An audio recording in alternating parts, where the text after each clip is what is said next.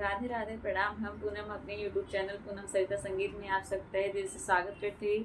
आज बहुत सुंदर सोहर गीत लेकर आए हैं। आप सब सुने कैसे लगा कमेंट में ज़रूर बताइए। खूब सारा प्यार और आशीर्वाद बनाए रखी। अगर आप सब चैनल पर नया हैं तो हमारे परिवार से ज़रूर जुड़ी हैं। तो गाना कैसे लगा कमेंट में ज़रूर बताइए। कच्ची सोपारी धतूरे के पान जुग जिया होला